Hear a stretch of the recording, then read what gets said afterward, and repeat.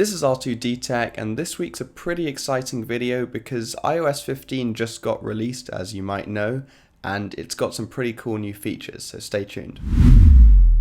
Let's start with my favorite new feature, which has to be the new text select on photos. Now, I didn't think I'd use this much, but actually in the last few days I've been using it a fair bit. So what this feature allows you to do is pretty much select any text in a photo, even if it's handwritten, as if it's just text online, and you can copy it. And it even has a smart feature where it can identify phone numbers or events, and you can add them straight to your phone list or calendar. So this might seem quite familiar because of course Google have been doing this for quite a while on Google Lens, but I have to say, using both Google Lens and this new feature which Apple just came out with, Apple's one is slightly more polished with the text selection feature.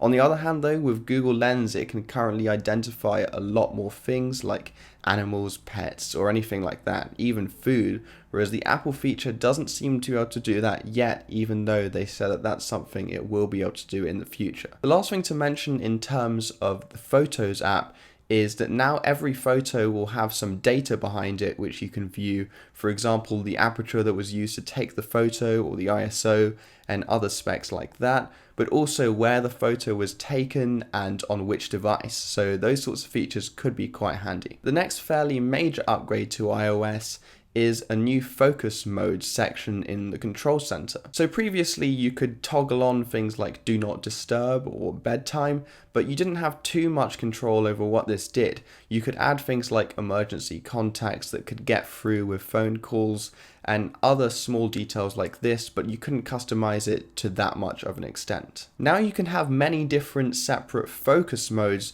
for specific times in your day or tasks. For example, one for going to bed, but you could also have one for when you're at work or when you're taking a break or having a nap, or whatever you want really. You can pretty much add as many as you want and customize them. The main difference apart from this is that instead of just being able to manage things like toggling notifications on and off, you can now be a lot more specific, like which apps will allow notifications through, whether you'll see banners on your home screen during this period when you've activated this focus mode, and also who can actually get through to you in terms of contacts. Another thing which I thought was majorly cool is that you can now toggle on certain home screen pages with certain focus modes. So for example, you could have a page dedicated to social media apps which you toggle off when you're at work so you can focus a lot better. All of this together could be really neat for customizing your day into small sections of focus. I could especially see this being useful for people at work who want to get work done during the day and not be disturbed by notifications from social media, but then when they get home they might want to see all of that stuff and not see the work stuff. Personally, apart from bedtime, I haven't yet used this feature, but I reckon if I did, I would really start to enjoy it, and I might even make a follow-up video sometime in the future dedicated to my specific experience once I've got to use it a bit more. Now let's talk about FaceTime. This has been majorly changed from FaceTime of the past. So now it's actually cross-platform to an extent. No, unfortunately you cannot download the FaceTime app on an Android or Windows device, but you can actually join a FaceTime call on any device, which is pretty insane. The way you do this is somebody with an iPhone can actually share a FaceTime link to anyone, either with an iPhone, an Android device, on a laptop, and it will open the FaceTime call on a web browser window. So this way anyone can really join a FaceTime call now,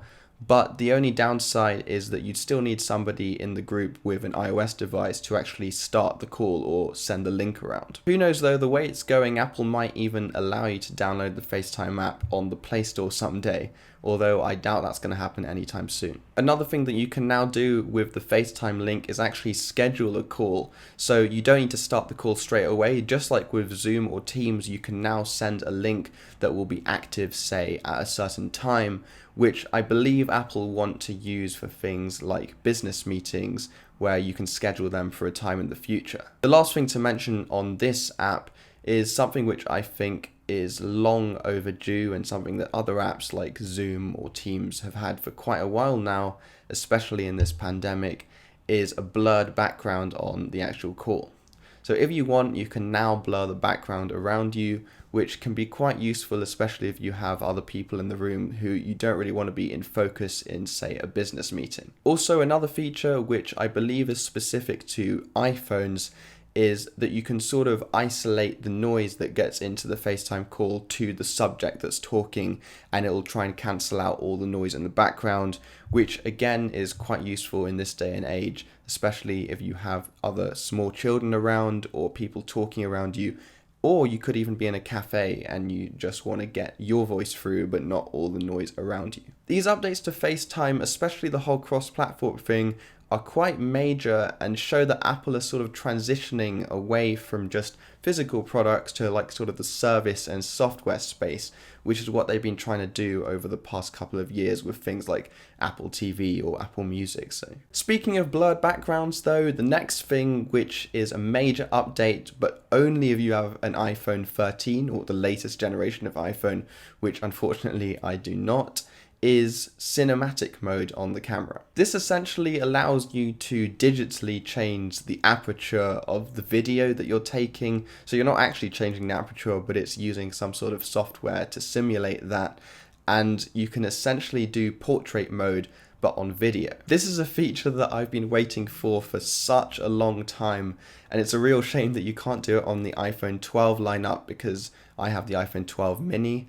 But it is still a very cool feature. So the idea is that you can shift focus between different subjects a lot more easily, which you couldn't do before. And also it will have this blurred background effect, just like on portrait mode with photos, which could prove quite useful, especially for content creators like myself. This is probably partially helped by the larger aperture on the new iPhone 13 lineup cameras.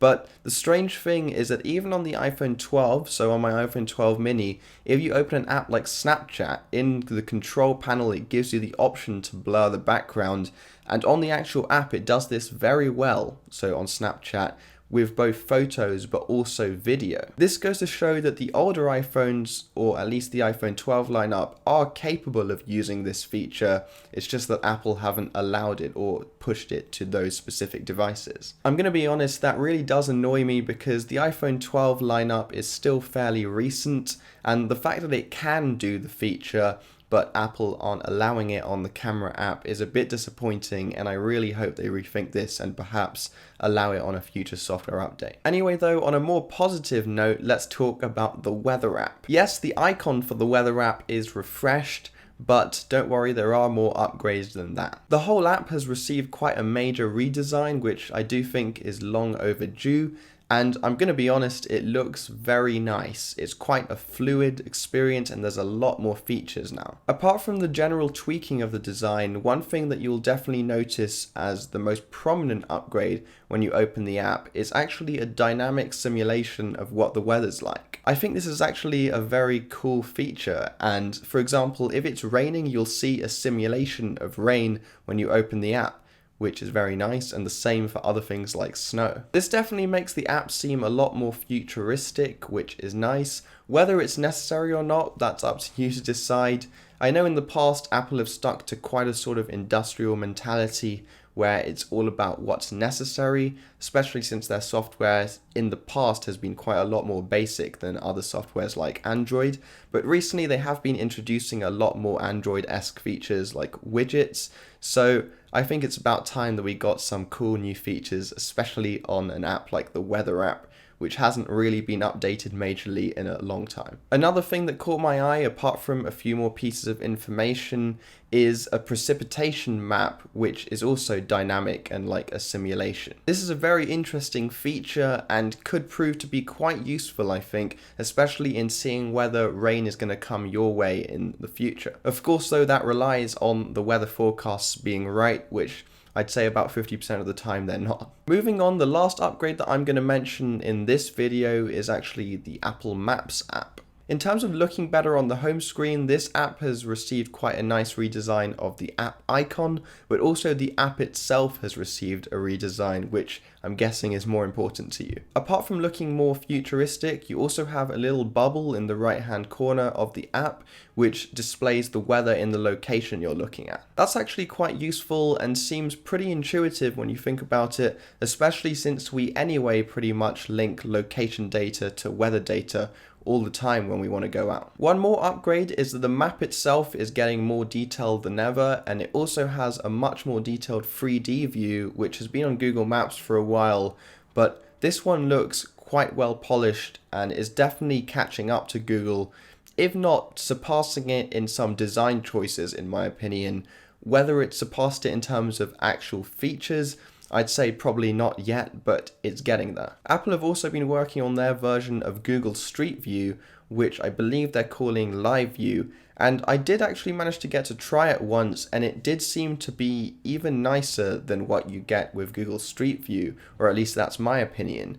One thing that's strange though is that in most locations I try on the app, you can't actually get Street View yet, so they probably haven't got around to mapping out too many locations yet, but from what I saw, it was working pretty well. So those were my top picks for features that I thought were worth mentioning in this video. Please let me know in the comments section below what your favorites were, or if I've missed anything that you really like. And if you like this video, then please leave a thumbs up because it does help with the YouTube algorithm. And if you want to see more content like this in the future, then definitely hit that subscribe button and notification bell below.